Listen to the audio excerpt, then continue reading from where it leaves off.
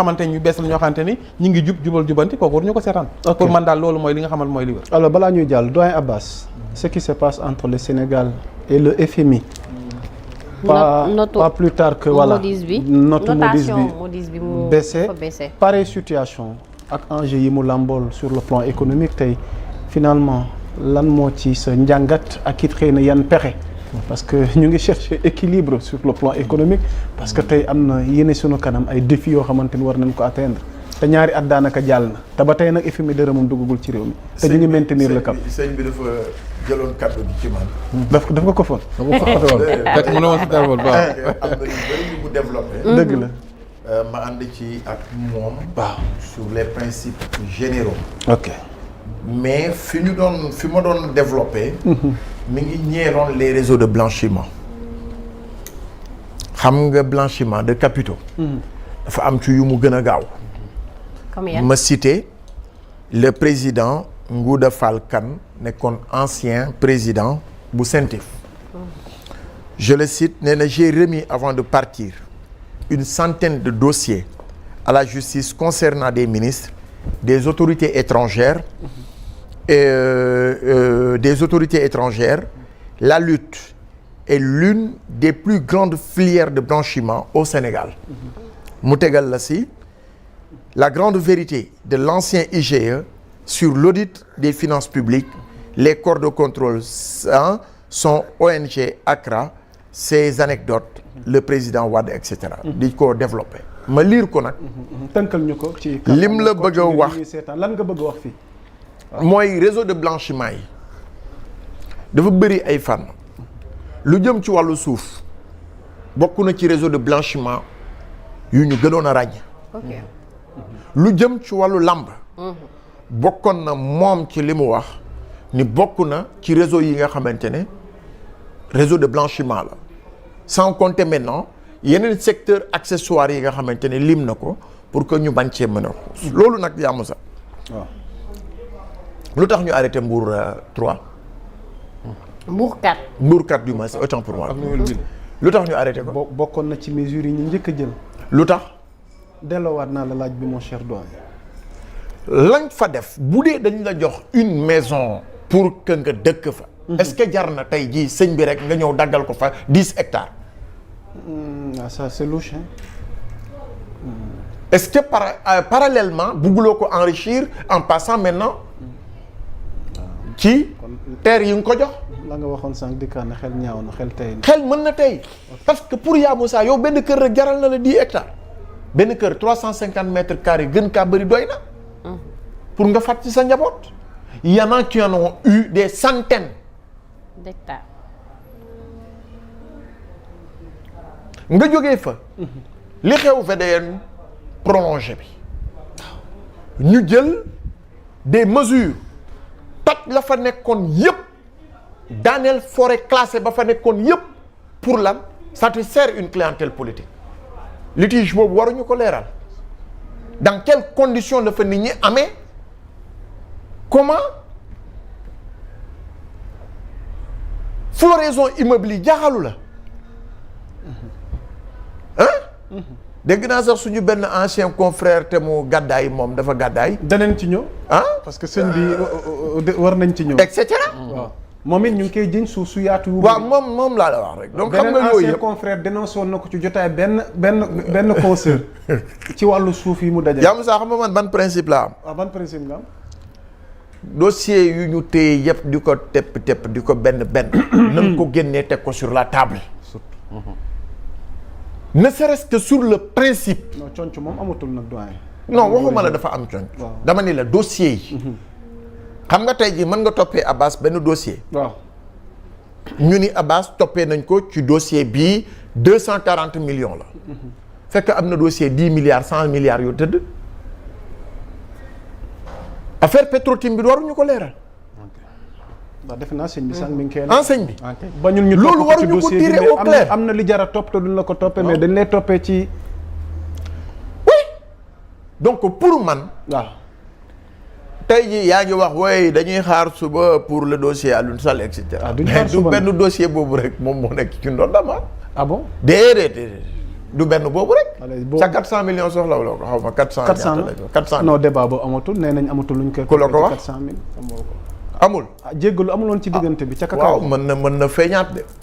déet. mën na feeñaat de xanaa nag réew mi di delluwaat ci coowal 400000 mën na donc yaa Moussa donc pour man. waaw ñu daanelee foofu balaa ñu. principe généraux yi. allez-y nañ ko respecter mooy la présomption d'innocence de la personne interpellée. ok maintenant principe de reddition des comptes bi aussi. il faut qu'on y aille parce que mënuñu après 2 ans d'exercice ñuy continuer di wax ci débat boobu. il faut que les dossiers soient vidés avec les diligences nécessaires te loolu responsabilité administration bu Sénégal la responsabilité justice bu Sénégal la pour man débat bi yëpp ça tourne autour de ça de ces questions d'enjeu liggéey gi moom dañ ci war a jublu liggéey dañ ci war a jublu parce que l'attente est là nit ñi ngi xaar yaakaar gi mi ngi gën a juddu di gën a bëri di gën a màgg comment satisfaire toutes ces demandes je pense que le moment est venu ñu mettre en œuvre avec un programme spécial sur le plan de redressement économique et social ministère yi approprié wu ko liggéey si lañ ca war a liggéey xaar mi dafa yàgg le programme a été lancé ba léegi lan moo tax ñuy toog di xaar l'activité gouvernementale war nañu jël en question les questions d'enjeu ñu teg ko sur la table les acteurs yu koy concourir commencent ci réfléchir di apporter des réponses le plan a été bien présenté keroog ñi fa nekkoon gisuloo kenn ku ko contesté mais la des nag c'est l'appropriation par les directions l'appropriation par les ministères par effectivement les députés de l'Assemblée etc te gëm naa ni session plénière bi ñu jëm le grand débat va se poser autour de ces questions pour que nit ñi wàññi wax ji ba pare di liggéey gi rek mooy li ci am solo le Sénégal vient de sortir ci benn forum bu mag muy le forum investir au Sénégal gis nañu les intentions de partenariat ñu amoon ambition wu 10 000 milliards ñu dem ba 13 000 et quelques milliards d'intention mais il faut que ñu approprier wu de ces agrégats macro yi nga xam ne am nañ ko pour que ñu liggéey réew mi maintenant nag kuy liggéey nga bëgg saa yoo yégee 3e étage nga gis picc bu jël weñ wala dara sànni la nga bëgg a wàcc fi suuf foraat di ko tontu doo dem le seul bilan mooy bi ñuy présenter à partir de 2028 mooy réew mi bi ñu ko jëlee fan lañ ci toll ci wàllu liggéey bi pour que 2029 dafay nekk une lettre à la poste il y a que le bilan matériel et immatériel le bilan immatériel est déjà consommé yaa Moussa ne serait-ce que sur le principe de gestion transparente des affaires de la cité principe boobu rek bilan la ba FMI confirmé loolu ba FMI confirmé félicité leen si waaw maintenant gis nga FMI ay Moody's affaire de ba noonu yëpp c'est des groupes de pression lu FMI mënta wax ñoom ñooy nekk seen ginnaaw di leen laxasaayal di leen jéem a teg ay pression mais dama ni la yaa Moussa seule source de revenu Sénégal lay jóge du jógee feneen bitim réew li mu la lebal seen intérêt la muy FMI muy France lu ñu la jox rek am nañ ci intérêt derrière mais que les Sénégalais soient motivés. maam lu ma la ci dollil boo ma ko mayee. bisimilah ñu bara sikuwaale parce que ci même ordre d'idée soxna laal la. yaa ngi ma ko doon wax sànq c'est important Ismaïla boo ñu mënee may illustration. diaspora bond bi ndax da nga tudd bitim réew. mu am initiative goo xam ne tukkee na ci nouveau régime bi sous la houlette du PM Ousmane Sonko. alors mu mel ni nag les lignes bougent soxna laal la am na xibaar gu ci am. ci wàllu diaspora bond bi lan moo xew Abbas dolli wàllu ko ci. Abbas dafa amoon benn baar buñ soxla woon. ci diaspora bond bi mu tolloog 300 milliards. donc actuellement ñu ngi yegg si ci 450 milliards sur le marché financier régional maanaam li ñu lancé woon boobu pour am ko. am nañ un surplus. 250 milliards. donc au total am na parce que communiqué bi le ministre des finances moom moo ko def. xëy na su ma ko naree lire day gudd mais ci li ñu mën a jàpp rek. li ci xibaar rek mooy c'est ça 450 milliards mobilisé nañ ko. si diaspora bond 300 lañ bëggoon ñu mujj am 450 milliards muy diaspora bond bi. objectif c'était d'avoir ou d'atteindre 300 milliards comme ni ko Lalla leerale montant levé ci wàllu couverture bi 450 milliards ñu àgg benn taux de couverture de 150%. Alors avec la participation de plus de 20 pays. non pas 20 pays c'est 70 à peu près. non pour le moment. pour le moment voilà donc ok voilà. Yamoussa diaspora bond. je pense que c'est à féliciter. parce que yaa ngi doon wax léegi. sénégalais yi. waaw ay sénégalais ñoo ko def léegi ñu ngi lay tontu. critère de performance la. loolu lim lay woon. mooy réew mi dal am na fi. ba ku indi sa koom-koom. bëgg a investir dans un secteur bien déterminé mën nga ko def. ku lancer un programme nga ni doomu Sénégal yi fu ngeen mën a ne ci biir réew meeg ci bitim réew ñoom lañ ko jagleel dugal leen seen loxo ci tontine bii ñu ubbi tontine la natt la sëñ bi mën na am 100 millions yu mu dencoon ci benn compte mu génnee ko ne kon dama ko ciy dugal ma lebal leen yow nga dugal 50 kii dugal kii dugal kii dugal ñoom ñu amoon volonté wu rek lancer 300 milliards mais nga dem ba atteindre 400 milliards mooy 150% de sa intention kon diaspora bi ñi ngi bàyyi xel ci réew mi. Abbas, le secret de tout ça. mooy li ma la wax rek c'est l'engagement citoyen c'est l'engagement citoyen Yamoussa sa xaalis foo ko dugal rek daf la neex sa xaalis boo ko yoree foo ko dugal rek daf la neex wala nga am garantie ni dina jur dara. ok diaspora bi. c'est une manne financière. diaspora bi bu tabaski jotee ñaata nit ñoo yónnee fii. non boo defee kii bi sax 1800 milliards. chaque année. chaque année dugg Sénégal. voilà mooy dugg Sénégal. mais fan la jëm bu njëkk ba ci xew takk jabar ngénte ak yooyu la jëm. mais léegi dañu ne dañ leen organiser. ñu nekk en coopérative d'investissement. coopérative d'investissement. ok j'ai fait le plaidoyer. dama jógee Mantes-la-Jolie. dem Reims jógee Reims remonter un peu ba Paris. pour que ñu sensibiliser la diaspora ñu dugal ci seen loxo. donc l'objectif a été atteint. ok maintenant fu ñu jëm. voilà mooy li ëpp solo. voilà allez-y foofu vite. mooy aujourd'hui gis nañu ay pays. yoo xamante ni dañu mobiliser wu lu ci mel na Turquie. ok compté wuñu ci ay FMI. compté wuñu ci yenn banques yi nga xamante ne dañuy ñëw. di ci jëlee ay dividendes di ko yóbbu. ils sont comptés effectivement sur leurs ressources propres pour ñu mën a développer wu Sénégal mën na compter ci ressources propres am. d'abord ci biir réew mi.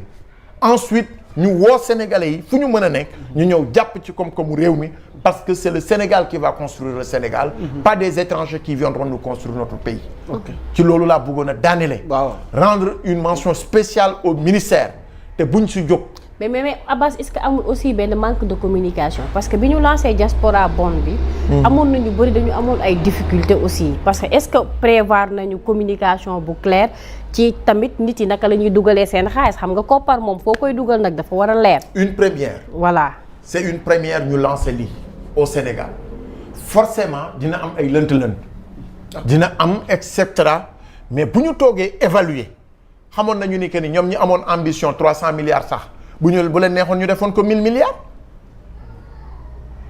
xam nga moo tax toujours il est bon nga commencer après nag dañuy évaluer ñu jël des mesures d'accompagnement beneen yoon mu am une fluidité dans la communication et dans la mise en œuvre ñu am des ambitions au-delà mais l'un dans l'autre le principe atteindre nañ ko objectif bi de 300 am nga 450. Okay. Le principe da nga doon am pourcentage de 100% am nga léegi 150%. donc pour man ku doon uti koppar la pour dugal ko ci gafagay réew mi mu dajeek une diaspora responsable mu dugal ko ci moo gënoon plan yan ñu doon jaay ay groupe BNP Paribas et cetera et cetera et cetera yooyu yëpp c'était fii la ñu fekk. waa Abbas tegal foofu sa loxo kon teg naa ko. Lalla Abbas dinañ ci dikk. Lalla sa internautes yi tey. waaw ñu yéegal baar bi waaw tey xanaa. waaw tey daf mel ni moom réseau bi yëpp tey Sénégal 7 lañ braqué gët yi. effectivement waaw tout média confondu hein. mais vous êtes plus de 2000 spectateurs à nous mais war ngeen yéeg ba 3000 nag. waaw am déet. waaw ñoom Massamba ak ñoom waaw Badara nuyul ma gars yi vite fait. ah nañu yónnee question te bàyyi xuloo bi nag. waaw am na ci bàcc moom. waaw bàcc mi ngi xuloo rek moom ak waaw bàcc mi ngi xuloo rek. ak ñoom Déji. xam naa ni ak scandale. waaw. xam naa ni daal ñu ngi ci jàppal bàyyil gu méttee méttee mais noonu la ñoom dañuy créer seen débat ci commentaire yi ñun ñuy débattre ci plateau bi mais ñu ngi leen di nuyu bu baax a baax. alors Serigne Cheikh Abdou Mbacké Bara Dolly balaa ñuy jàll Abbas mi ngi woon point bu am solo parce que ku tudd bitim réew xel dem ci sa jaar-jaar. ndax bitim réew am na lu mu bokk ci sa dund. sa dund bitim réew kenn mënu ko cee génne. ndax keroog biñ ne diaspora bonne bokk nga ci ñi nga xamante ne vraiment am nga mbégte. tey ñu jëf lii ñu doon laaj 300 faf am 450 rawatina ak yéene sunu kanam ak fi réew mi toll ci ay jafe-jafe. nga ne ma. pareegul kon ay ca. bon maa ngi félicité nag bu baax. moom ku laal diaspora bi moom am nga problème. xam nga Ousmane Sonko dégg na. c'est une mystique du Sénégal na ndox mi ñëw na café gi ñëw. Ousmane Sonko mooy mystique quoi c'est une mystique du Sénégal loolu yaa dogal quoi. nga ne ma sëñ bi prononcé non laal Ousmane Sonko c'est une mystique. parce que Ousmane Sonko. c'est une mystique. c'est le Messi. waaw jumul de. parce que loolu la yàlla dogal. ah bon c'est un Messi oui. parce que lu mu laal mu barkeel. xewal gu yàlla ne. parce que yàlla moo ko def parce que yàlla mooy tàggat ay jaamam yoo xam ni ñooy barkeel seen mbir ak seen wax ak seen làmmiñ. ok parce que ay jaar-jaaram. man ak moom ñoo nekk assemblée nationale. muy sama doomu ndey di sama xarit.